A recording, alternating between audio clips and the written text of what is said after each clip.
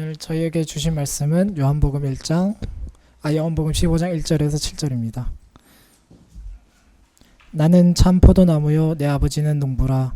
무릇 내게 붙어있어 열매를 맺지 아니하는 가지는 아버지께서 그것을 제거해 버리시고 무릇 열매를 맺는 가지는 더 열매를 맺게 하려 그것을 깨끗하게 하시느니라. 너희는 내가 일러준 말로 이미 깨끗하여졌으니 내 안에 거하라. 나도 너희 안에 거하리니 가지가 포도나무에 붙어있지 아니하면 스스로 열매를 맺을 수 없음같이 너희도 내 안에 있지 아니하면 그러하리라. 나는 포도나무요 너희는 가지라. 그가 내 안에 내가 그 안에 거하면 사람이 열매를 맺나니 나를 떠나서는 너희가 아무것도 할 수 없음이라. 사람이 내 안에 거하지 아니하면 가지처럼 밖에 버려져 마르나니 사람들이 그것을 모아다가 불에 던져 사르느니라. 너희가 내 안에 거하고 내 말이 너희 안에 거하면 무엇이든지 원하는 대로 구하라. 그리하면 이루리라. 아멘. 저희들은 지금 요한복음을 묵상하고 있습니다. 그런데 요한복음은 사복음서 가운데 한 권인데 사복음서 가운데에 누가복음이라는 성경이 있습니다. 누가라는 사람이 기록한 성경인데 누가복음 10장에 보면 우리가 너무 잘 아는 선한 사마리아인의 비유라는 그 비유가 기록되어 있습니다. 아마 교회를 한 번도 다녀보지 않은 사람들조차도 이 선한 사마리아인의 비유는 아마 다 들어보셨을 것입니다. 너무나 유명해서 많은 사람들이 그것을 그림으로 그리기도 했습니다. 그런데 이 그림이 그 중에 가장 유명한 그림이 아닐까 생각합니다. 이 그림은 선한 사마리아인이라고 하는 그림인데 여러분이 너무나 잘 아시는 빈센트 반 고흐가 그린 그림입니다. 1890년에 그렸고요. 이 그림을 보시면 선한 사마리아인에 관한 내용이 거의 다 집약되어 있다고 볼 수 있습니다. 저기에 밑에서 내리는 사람이 선한 사마리아인이고 머리에 붕대를 감은 사람이 강도 만난 사람이고 그 왼쪽에 길을 보면 뒷모습만 보이는 어떤 사람이 보입니다. 그 사람은 아마 레위인일 것입니다. 그리고 그 길을 따라 저 앞으로 가면 아주 자그맣게 보이는 또 다른 한 사람의 등이 보일 겁니다. 아마 그 사람은 제사장이지 않을까라는 생각이 듭니다. 여러분들이 아실지 모르겠지만 빈센트 반 고흐의 아버지는 개혁주의 교회의 목사였습니다. 저희 은혜로 장로교회는 장로교 체제를 취하지만 성경은 개혁주의적 입장으로 바라보는 입장입니다. 반 고흐의 아버지가 개혁주의 네덜란드 목사였고 반 고흐 역시 잠시 동안 전도사로서 활동한 적이 있습니다. 그래서 그는 선한 사마리아인이 어떤 내용인지를 정확하게 알고 있어서 저 그림을 그렸다고 생각합니다. 그런데 제가 설교를 준비하면서 한 가지 들었던 생각은 너무나 재미있는 사실은 대부분의 사람들이 이 선한 사마리아의 비유가 기록된 성경의 내용과 조금 다르게 이해하고 있다는 것입니다. 그러면 대부분의 사람들은 선한 사마리아인의 비유를 어떻게 이해하냐 하면 이렇게 이해합니다. 우리들도 선한 사마리아인과 같은 존재가 되어서 주변에 어려운 자들을 도와줘야 한다. 이렇게 해석을 합니다. 다시 한 번 더 말씀드리겠습니다. 대부분의 사람들은 우리도 저기 내려주는 선한 사마리아인과 같은 존재가 되어서 주변에 어려운 사람들을 도와줘야 한다라는 생각을 가지고 이 내용을 이해합니다. 그 결과 미국에 가면 굿 사마리탄 호스피탈이라는 것도 있고 선한 사마리아인 선교 단체도 있고 그래서 우리가 힘을 모아서 그들을 도와준다. 그 내용이 전혀 틀린 건 아니지만 성경에서 말하고 싶은 내용은 그것이 아니라는 내용입니다. 물론 그런 내용이 들어 있습니다. 그러나 그 이유 때문에 예수님께서 자기를 찾아오신 율법 교사에게 그 말을 했던 것이 아니라는 것입니다. 혹시 사랑하는 성도님들도 선한 사마리아의 비유를 그렇게만 알고 있다면 오늘 본문을 통해서 한번 생각을 바꿔보시는 게 좋지 않을까 싶습니다. 선한 사마리아인의 비유 결론은 다음과 같습니다. 누가복음 10장 36절 37절입니다. 예수님께서 율법 교사에게 묻습니다. 네 생각에는 이 세 사람 중에 이 세 사람에는 제사장과 레위인과 사마리아 사람입니다. 이 세 사람 중에 누가 강도 만난 자의 이웃이 되겠느냐라고 물으십니다. 그러자 이 율법 교사는 이렇게 대답합니다. 이르되 자비를 베푼 자니이다. 이 율법 교사는 사마리아인이라는 사람을 이름을 언급하고도 쉽지 않은 것입니다. 그 더러운 사람이 아니라 자비를 베푼 자이니이다. 그때 예수님께서 이렇게 말씀하십니다. 이르시되 가서 너도 이와 같이 하라. 그러니까 비유의 결론이 가서 너도 이와 같이 하라. 그렇게 하니까 많은 사람들이 저걸 따서 그럼 우리도 가서 선한 사마리아인과 같이 되어서 다른 사람을 도와야 되겠구나 라고 결론을 내린다라는 것입니다. 하지만 안타깝게도 저기에서 가서 너도 이와 같이 하라는 것은 너희들도 가서 누군가를 도우라는 그런 의미가 아니라는 사실입니다. 오늘 우리가 읽었던 본문에는 여기에 대한 명확한 해설이 나와 있습니다. 오늘 저희들이 읽었던 본문은 요한복음 15장 본문은 제목이 포도나무 비유입니다. 너무나 유명한 본문입니다. 오늘 본문에는 1절부터 17절 사이를 살펴볼 텐데 두 가지 내용이 기록되어 있습니다. 첫 번째는 뭐냐 하면 제자가 어떻게 하면 제자가 되는가. 두 번째는 제자가 된 사람은 어떤 결과가 발생하는가. 이 두 가지가 오늘 본문에 기록되어 있습니다. 따라서 저희들은 제자와 관련된 두 가지 내용을 살펴볼 것입니다. 그리고 아울러서 아까 제가 말씀드렸던 오늘 본문 내용과 선한 사마리아인의 비유는 어떤 관계가 있는지, 왜 제가 서두에 그것을 언급했는지 그 결론을 한번 밝혀보도록 하겠습니다. 먼저 첫 번째 내용입니다. 제자가 되는 조건입니다. 자, 그러면 제자는 어떻게 하면 제자가 될 수 있을까? 오늘 본문 1절과 7절 사이에 우리 상구 형제가 읽었던 내용입니다. 시간 관계상 제가 읽는 것을 생략하도록 하겠습니다. 좀 전에 말씀드렸던 것처럼 오늘 본문 15장 전체는 포도나무 비유입니다. 따라서 예수님께서는 이 비유를 하시면서 정확하게 명확하게 알려주십니다. 1절을 보십시오. 뭐라고 말하냐면 예수님께서는 스스로가 말씀하십니다. 나는 참 포도나무요. 비유입니다. 두 번째, 내 아버지는 농부다. 여기서 말하는 내 아버지는 당연히 하나님 아버지시고요. 그러니까 예수님은 포도나무시고 하나님 아버지는 농부다. 그리고 5절에 보시면 다시 한 번 더 말씀하십니다. 나는 포도나무요, 너희는. 그럼 여기서 말하는 너희는 누구냐 하면 예수님의 말씀을 듣고 있는 11 제자입니다. 11 제자, 너희는 가지다. 그러니까 여기서 세 가지를 정확하게 밝힙니다. 첫 번째, 나는 포도나무다. 하나님은 농부이시다. 너희는 가지다. 이것이 오늘 본문에서 비유로 정확하게 알려주고 있는 내용입니다.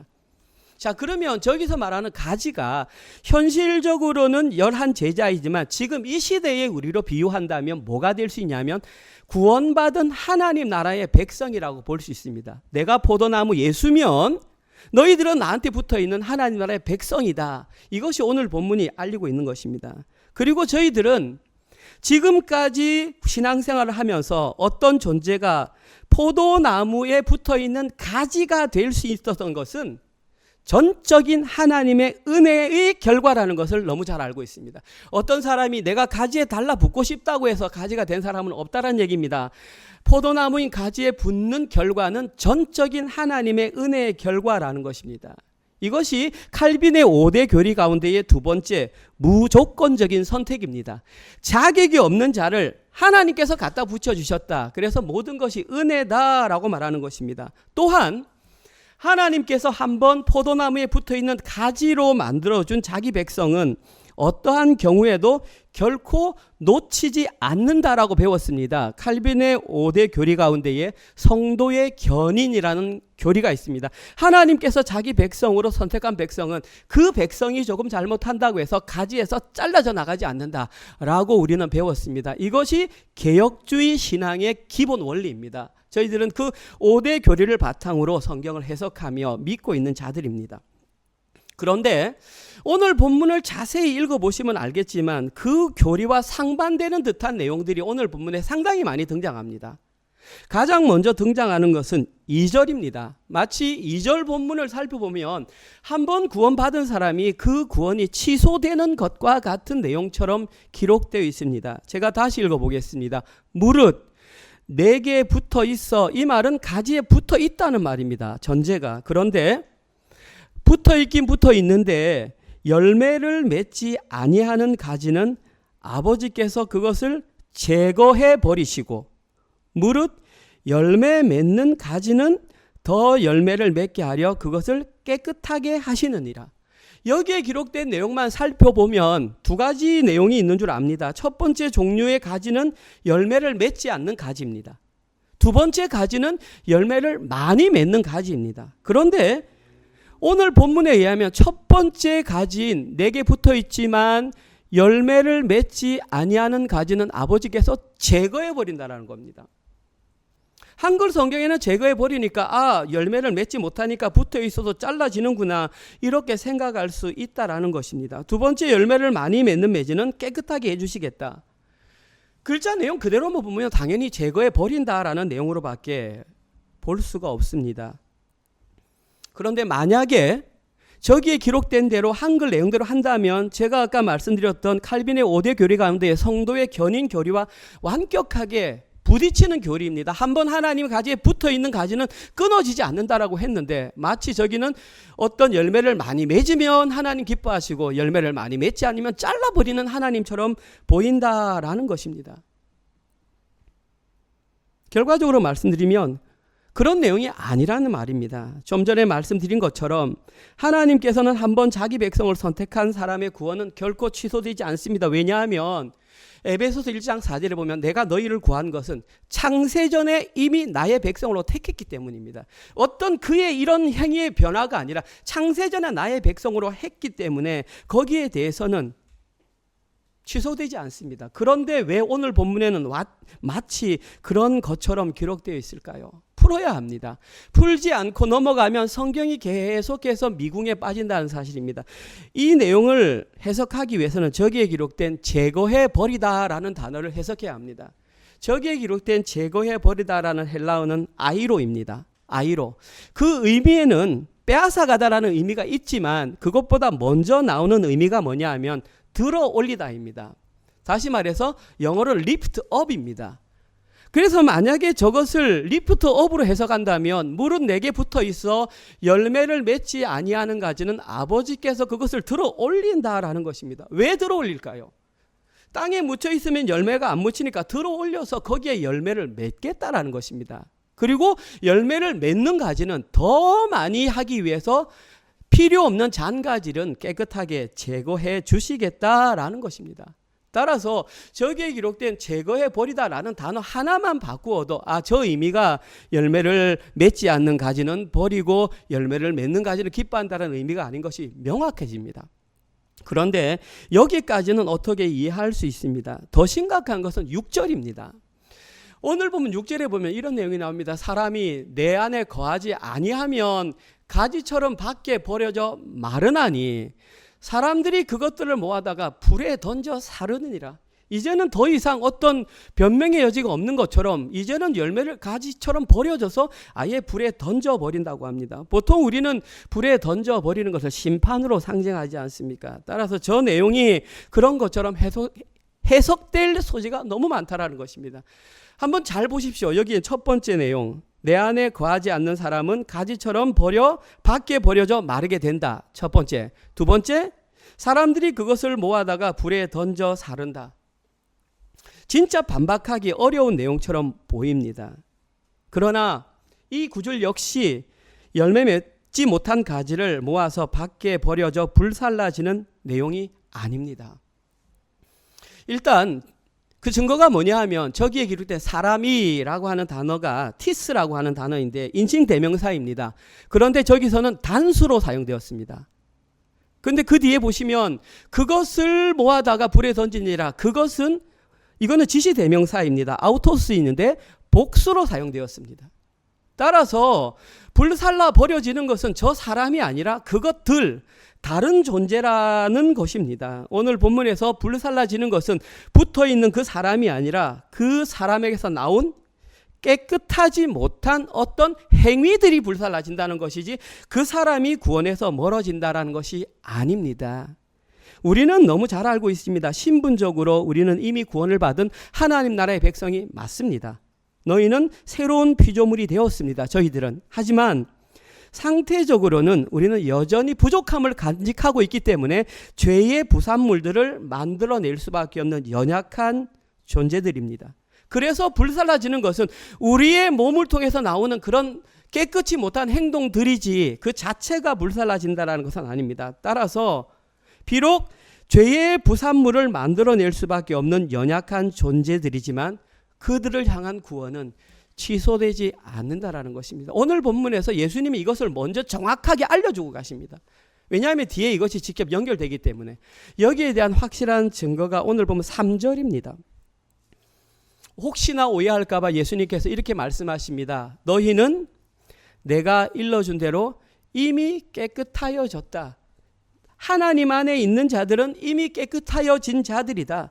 신분적으로 구원을 받은 상태가 되었다. 새로운 피조물이다 라는 것입니다. 하지만 아직까지 이들은 온전한 예수님의 제자가 되지는 못했습니다. 상태적으로는 부족하죠. 그래서 예수님께서는 너희들이 온전한 그 열매까지도 하나님께서 원하시는 그 열매를 맺을 수 있는 가지가 되기 위한 한 가지 조건을 알려주고 있습니다.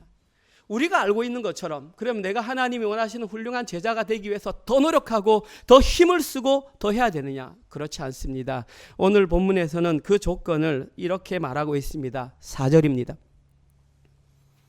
예수님께서 말씀하신 조건은 내 안에 거하라는 것입니다. 이것이 온전한 예수님의 제자가 될 수 있는 유일한 조건입니다. 그들이 예수님의 온전한 제자가 되기 위해서는 내 안에 거하는 것입니다. 예수님 안에 거한다는 것은 예수님은 포도나무라 그랬습니다. 예수님 안에 거한다는 것은 포도나무에 바짝 붙어 있는 것입니다. 따라서 온전한 예수님의 제자가 되기 위한 유일한 조건은 예수님 안에 거하는 것, 포도나무에 바짝 붙어 있는 것입니다. 예수님의 온전한 제자가 될 수 있는 조건은 예수님 안에 거하는 것, 예수님이라고 하는 포도나무에 딱 붙어 있는 방법 외에 다른 것은 없다라는 사실입니다. 여기에서 저희들은 요한복음에서 가장 중요한 단어 중에 하나인 거하다라는 단어를 접하게 됩니다. 여기에 기록된 거하다라는 단어의 헬라어는 메노라고 합니다. 메노, 영어로는 remain 이라는 단어로 번역이 됩니다. 그래서 그냥 거하다의 가장 대표적인 해석은 머무르다입니다. 그런데 이 머무르다는 단어를 넘어서서 많은 뜻이 있습니다. 예를 들어서 영구적으로 정착하다, 또는 변치 않고 그 자리를 지키다. 식물학적으로는 조직과 완벽하게 하나로 연결된 상태이다. 사도 요한은 자기의 복음서를 통해서 이 단어를 굉장히 강조하고 있습니다. 오늘 우리가 살펴볼 본문에도 저 메노라는 단어가 무려 11번이나 계속해서 기록되어 있습니다. 우리는 반복되는 단어가 중요하다는 것을 이미 너무나 잘 알고 있습니다. 그러면 저기에 완벽하게 예수님과 하나로 연결된 상태를 우리는 뭐라고 표현할 수 있냐면 예수님의 양분으로만 살아갈 수 있는 상태다, 그렇게 말할 수 있습니다. 따라서 어떤 존재가 예수님 안에 거한다는 것은 예수님 안에 영구적으로 정착하여 완벽하게 하나로 연결된다라는 것을 의미합니다. 저는 이것을 설교 시간에 자주 반복했습니다. 하나님 절대 의존적인 존재가 되는 것입니다. 예수라는 나무 가지에 붙어 있다는 것은 우리는 전적으로 예수님 절대 의존적 존재가 되는 것을 말하는 것입니다. 결국 어떤 존재가 온전한 예수님의 제자가 되기 위해서는 반드시 예수님이라는 포도나무에 붙어 있어야만 한다라는 것입니다. 그리고 이것이 선한 사마리아인의 비유의 결론입니다. 지금 오늘 우리가 말했던 예수님이라는 나무에 바싹 붙어 있는 그 사람이 누구냐 하면 강도 만나 죽은 자입니다. 왜냐하면 이 강도 만난 자가 살 수 있는 유일한 방법은 선한 사마리아인 옆에 바싹 붙어 있어야만 하기 때문입니다. 따라서 선한 사마리아인의 결론의 비유는 달려가서 누군가를 도우라가 아니라 너도 이와 같이 하라는 것은 포도나무에 바싹 붙어 있어야 너가 살 수 있다라는 것이 선한 사마리아인의 결론이라는 것입니다. 오늘 저희들이 두 번째 살펴볼 내용은 그러면 제자가 된 자에게서는 어떤 결과가 발생하느냐. 이 내용은 읽지 않았기 때문에 제가 천천히 8절부터 17절을 한번 읽어보겠습니다. 성도님들께서는 그 결과가 무엇인지 한번 찾아보시기 바랍니다. 너희가 열매를 많이 맺으면 내 아버지께서 영광을 받으실 것이요 너희는 내 제자가 되리라. 아버지께서 나를 사랑하신 것 같이 나도 너희를 사랑하였으니 나의 사랑 안에 거하라. 내가 아버지의 계명을 지켜 그의 사랑 안에 거하는 것 같이 너희도 내 계명을 지키면 내 사랑 안에 거하리라. 내가 이것을 너희에게 이름은 내 기쁨이 너희 안에 있어 너희 기쁨을 충만하게 하려 함이라. 내 계명은 곧 내가 너희를 사랑한 것 같이 너희도 서로 사랑하라 하는 이것이라. 사람이 친구를 위하여 자기 목숨을 버리면 이보다 더 큰 사랑이 없나니 너희는 내가 명령하는 대로 행하면 곧 나의 친구라. 이제부터는 너희를 종이라 하지 아니하리니 종은 주인이 하는 것을 알지 못함이라. 너희를 친구라 하였노니 내가 내 아버지께 들은 것을 다 너희에게 알게 하였음이라. 너희가 나를 택한 것이 아니요 내가 너희를 택하여 세웠나니 이는 너희로 가서 열매를 맺게 하고 또 너희 열매가 항상 있게 하여 내 이름으로 아버지께 무엇을 구하든지 다 받게 하려 함이라. 내가 이것을 너희에게 명함은 너희로 서로 사랑하게 하려 함이라. 오늘 제가 읽었던 두 번째 본문 가운데에 제자된 결과와 직접적으로 관련된 구절은 8절입니다.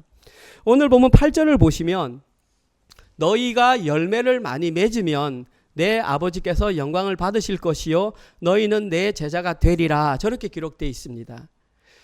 저는 설교의 제목을 저기서 가져왔습니다. 내 제자가 되리라. 그런데 한글 성경만 보면 마치 제자가 되는 어떤 결과가 아니라 조건인 것처럼 보입니다. 너희가 내 제자가 되기 위해서는 열매를 많이 맺어야 한다라는 것처럼 보일 수 있습니다. 그러나 저렇게 보이는 것은 한글 성경이 원어의 의미를 제대로 번역하지 못한 결과 저렇게 나왔습니다.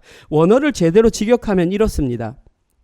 너희가 많은 열매를 맺고 나의 제자가 된 것이 입증되면 내 아버지께서 영광을 받으실 것이다. 다시 한번, 너희가 열매를 많이 맺고 나의 제자가 된 것이 입증되면 내 아버지께서 영광을 받으신다라는 것입니다. 쉽게 말해서 예수님의 제자가 되면 가지가 나무에 잘 붙어 있으면 열매는 저절로 맺히게 된다라는 것입니다. 다시 말해서 예수님의 제자가 된 결과는 열매를 맺는 것이 결과라는 것입니다. 반드시 맺게 돼 있다라는 것입니다.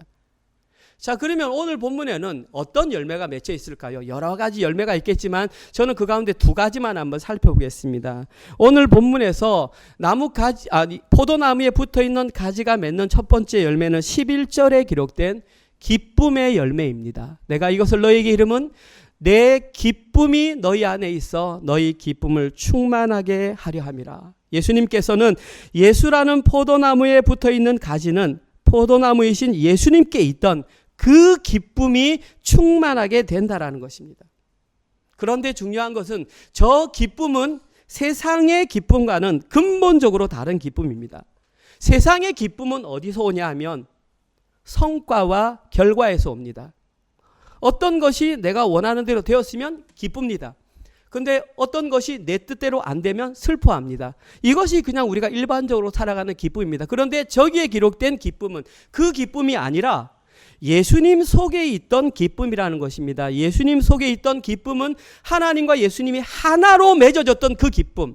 다시 말해서 관계가 회복된 근원적인 기쁨이라는 것입니다. 너희들이 진짜 예수님의 제자라면 세상 사람들이 원하는 어떤 성과에 따라서 일희일비하는 그런 기쁨이 아니라 하나님과 관계가 회복된 근원적인 기쁨이 너희들에게 있을 것이다. 오늘 본문은 그렇게 말합니다. 두 번째 열매는 사랑의 열매입니다. 12절입니다. 오늘 보면 12절에 보시면 내 계명은 곧 내가 너희를 사랑한 것 같이 너희도 서로 사랑하나 하는 이것이라. 오늘 본문에 보면 어떤 사랑의 열매가 아니라 명령으로 기록되어 있는 걸 볼 수 있습니다. 너희도 서로 사랑하라. 저렇게 명령으로 기록될 수밖에 없었던 이유는 우리에게는 근본적으로 사랑이 없기 때문입니다. 사랑의 원천은 오직 예수님께 있기 때문에 예수님께서 저렇게 말씀하셨습니다. 사랑의 원천은 오직 예수 그리스도 한 분밖에 없습니다. 그리고 예수님께서는 자신의 실제 삶을 통해서 그 사랑의 열매가 무엇인지 우리에게 앞부분에서 친절하게 설명해 주셨습니다. 요한복음 13장 1절입니다.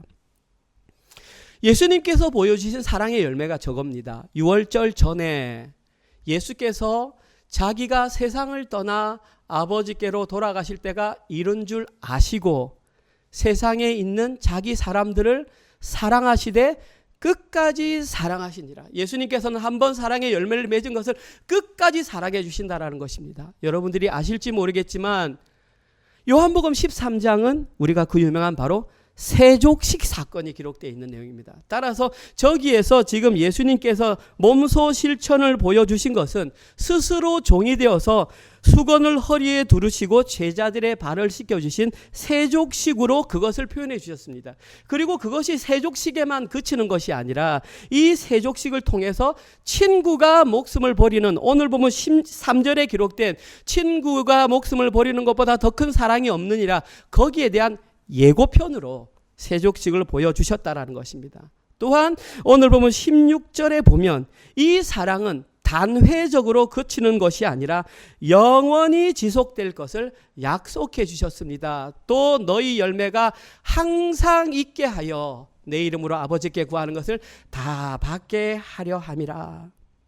그런데 제자들이 맺게 될 열매와 관련해서 이 두 가지 외에 다 중요합니다. 그러나 우리가 반드시 기억해야 할 한 가지 사실이 있습니다. 그것이 뭐냐 하면 오늘 보면 8절에 기록되어 있습니다. 제자들이 맺는 열매와 가장 중요한 내용이 뭐냐 하면 너희가 열매를 많이 맺으면 내 아버지께서 영광을 받으신다라는 것입니다. 열매와 관련되어서 가장 중요한 내용, 반드시 기억해야 할 내용은 그 열매를 통해 하나님께서 영광을 받으신다라는 것입니다. 자, 그러면 제자들이 맺은 열매와 하나님의 영광과는 어떤 상관관계가 있을까요? 이 내용 역시 세족식과 관련된 내용이 기록되어 있습니다. 요한복음 13장 31절에서 32절입니다. 여러분들이 어떤 영광인지 한번 보십시오. 그가 나간 후에, 저기 그는 가롯 유다입니다. 한 사람이 나를 팔리라 그랬을 때 예수님께서 빵을 찍어가지고 가롯 유다에게 주자 가롯 유다가 그걸 받아 먹고 나갔습니다. 제자들은 어떤 성찬과 관련된 일을 하러 가는 거구나 생각할지 모르지만 그는 먹었을 때에 사탄이 그 속에 들어가 나갔습니다. 그때 예수께서 이르시되 이렇게 말씀하십니다. 지금 인자가 영광을 받았다.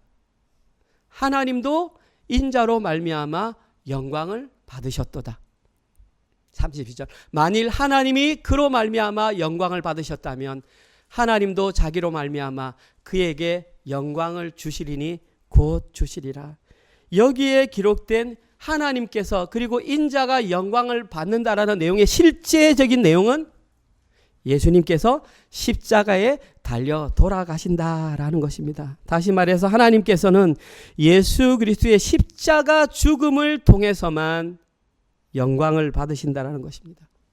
세상 사람들이 영광을 받는 것은 어떤 결과물로 높이고 대종상 시상식에서 어떤 믿는 사람이 대상을 받았습니다. 첫마디가 이 모든 영광을 하나님께 올려드리겠습니다. 하나님께서 영광을 받으시겠지만 오늘 본문에 의하면 하나님께서 받으시는 영광은 예수 그리스도의 십자가와 관련된 영광을 받으신다는 것입니다. 따라서 여기에서 저희들은 하나님께서 온전한 제자들에게 받아야 할 영광이 무엇인지를 알려주었습니다. 제자들이 하나님께 영광을 돌리고 싶으면 예수님께서 걸어가신 그 십자가의 길을 제대로 걸어갈 때에 하나님이 영광을 받으신다라는 것입니다. 하나님께서 우리에게 영광을 받으시는 것은 우리가 십자가의 길을 제대로 걸어가는 것입니다.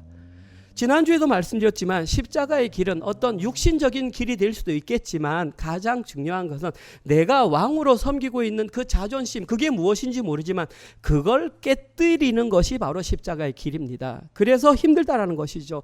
가장 사랑하는 아픔을 포기하는 것, 가장 좋은 예가 뭐냐 하면 아브라함이 100세에 낳은 이삭을 바쳤을 때에 그것은 자기를 부인한 결과라고 말할 수 있습니다. 그러나 그것이 얼마나 힘든지 우리 살아가고 계신 성도님이 아시지 않습니까?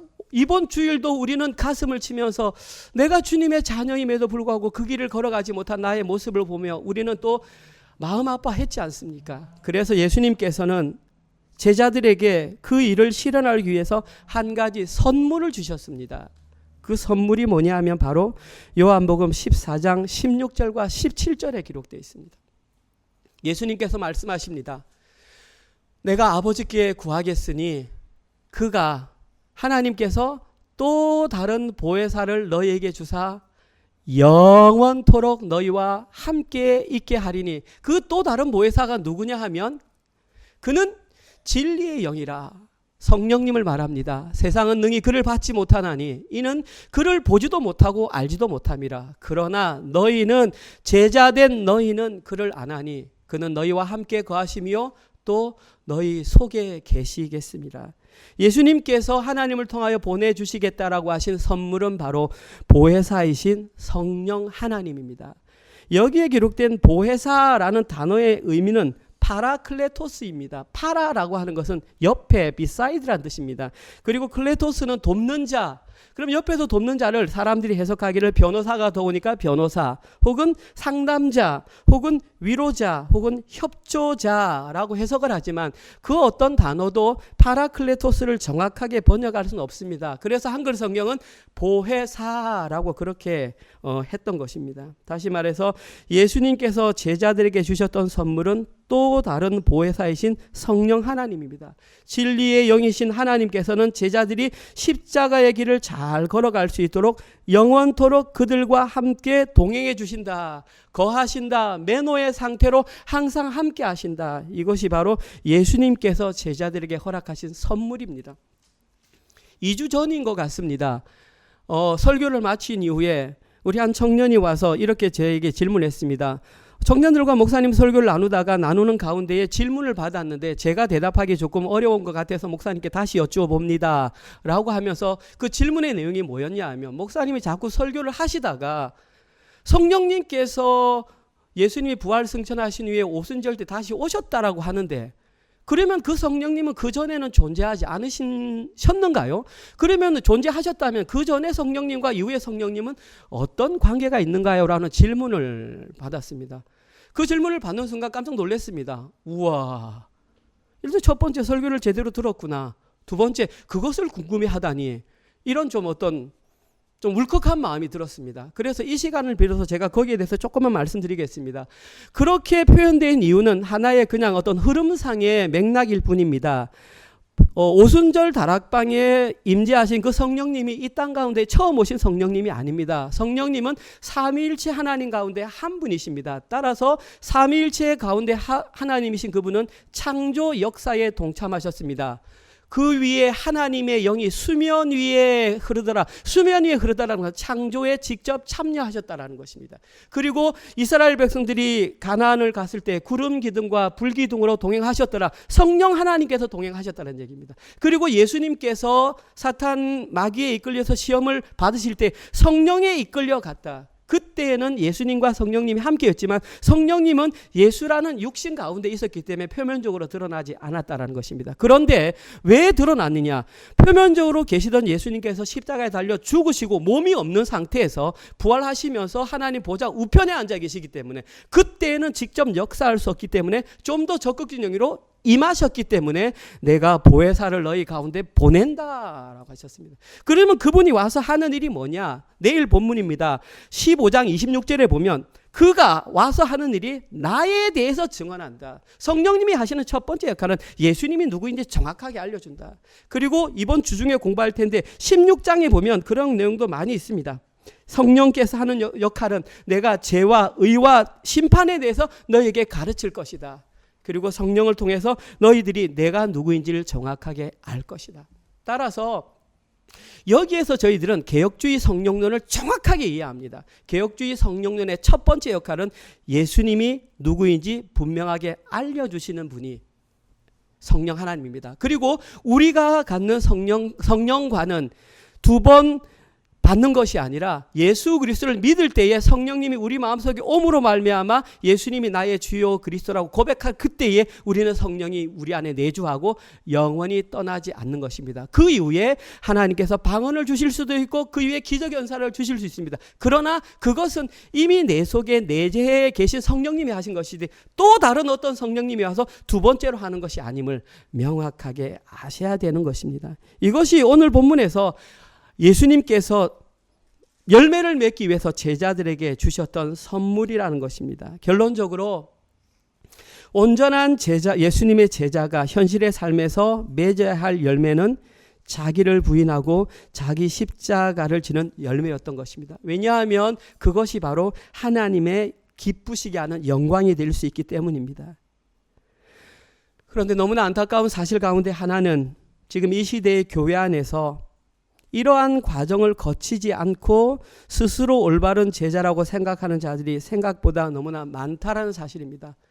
다른 걸로 다 합니다. 유일하게 하나 안 하는 것은 자기를 부인하고 자기 십자가 지는 거 그것만 빼고 이건 자존심이니까 이건 내 목숨줄이니까 하나님 이것만은 안 돼요라고 그거는 감추고 그 외의 모든 것들로 다 합니다. 예를 들어서 열심히 봉사하고 열심히 시간을 내고 심지어 헌금도 많이 할 수 있습니다. 그러나 마지막 그 자존심 그것만은 내려놓지 못하는, 그러면서도 본인은 스스로 신앙이 좋은 사람이라고 생각하는 사람들이 이 시대의 교회에 생각보다 많다라는 것입니다. 그리고 그들이 누구냐 하면 선한 사마리아인의 비유에 나오는 선한 사마리아인 외에 강도 만난 사람을 지나갔던 두 사람입니다. 첫 번째 사람이 바로 제사장입니다. 제사장은 내려가다가 강도 만나는 자를 보고 피하여 갔다고 그랬습니다. 두 번째 레위인도 마찬가지로 강도 만나는 자를 보고 피하여 지나갔다고 그랬습니다. 왜 피하여 지나갔을까요? 그들을 도와주고 싶지 않아서 피한 것이 아닙니다. 그들은 종교심이 강한 사람들이기 때문에 평소에 도와주는 사람들입니다. 그런데 그들이 도와주지 않은 이유는 제사와 관련된 일을 하다가 가거나 아니면 한 이후에 가든지 그걸 만짐으로 말미암아 종교적으로 부정하게 될 수 있다고 생각했기 때문에, 다시 말해서 그들이 도와주지 않은 이유는 그들의 종교적인 신념 때문에 도와주지 않았다는 것입니다. 종교적인 신념에 가득 찬 자기를 부인하지 않은 사람들에게 그렇게 도와줘야 될 사람은, 어떤 강도 만난 자는 자신들의 종교적 행위를 방해하는 불필요한 존재로밖에 보일 수 없다라는 것입니다. 따라서 그들에게는 십자가의 길을 걸어가는 것보다 자신들의 종교적 신념을 지키는 것이 훨씬 더 중요했다라는 것입니다. 오늘 본문은 우리에게 묻습니다. 혹시 너희들도 그렇게 신앙생활하고 있는 것은 아니니? 이것만은 안 돼요라고 붙잡는 것이고 나머지 것으로 하나님의 시선을 현혹시키려고 하는 것은 아니니라고 우리에게 믿는 것입니다. 그러나 이 시대를 하나님의 백성으로 살아가는 온전한 예수님의 제자된 자들은 예수님이 걸어가신 바로 그 자기를 부인하고 자기 십자가를 지는 길을 걸어가야 한다. 이것이 바로 오늘 본문에서 저희들에게 알려준 주된 내용인 것입니다. 오늘 설교를 마무리하겠습니다. 오늘 본문에서 예수님은 포도나무의 비유를 말씀하셨습니다. 그리고 온전한 제자가 되는 길이 무엇인지를 알려주시면서 첫 번째, 온전한 제자가 되기 위해서는 반드시 포도나무에 붙어 있어야 한다. 그 붙어 있다는 것은 단순한 유지함이 아니라 영원한 그로부터 영양분을 받는 상태, 매노의 상태라고 말씀하셨습니다. 이 방법 외에 온전한 예수님의 제자가 될 수 있는 방법은 없다라고 말씀하셨습니다. 오늘 본문 두 번째 예수님께서 말씀하신 것은 온전한 제자에게는 반드시 열매가 맺히는데 그 열매는 하나님께 영광이 되는 열매여야 하고 그 열매는 자기를 부인하고 자기 십자가를 지는 열매라는 것입니다. 그런데 그 일이 너무나 힘드니까 예수님께서는 저희들에게 그 일을 도우실 성령 하나님을 보내주셨습니다. 따라서 저희들은 외로워하거나 힘들 필요가 없습니다. 지칠 때마다 내 속에 살아계신 예수님께서 부활 승천하심으로 보내주신 그 성령님이 내 속에 살아계심으로 말미암아 그분의 위로와 그분의 함께하심으로 우리는 그 일을 해낼 수 있다라는 것입니다. 그리고 이 내용이 바로 선한 사마리아인의 결론과 정확하게 일치합니다. 선한 사마리아인의 비유의 결론은 너희들도 선한 사마리아인과 같은 사람이 되어서 너희보다 더 어려운 사람을 도우라는 내용이 아닙니다. 그 일이 좋은 일이라 할지라도 성경은 그렇게 기록되지 않았습니다. 선한 사마리아의 비유의 결론은 네가 바로 강도 만난 자임을 깨달아라. 그리고 선한 사마리아이신 예수님께만 바짝 붙어 있어라.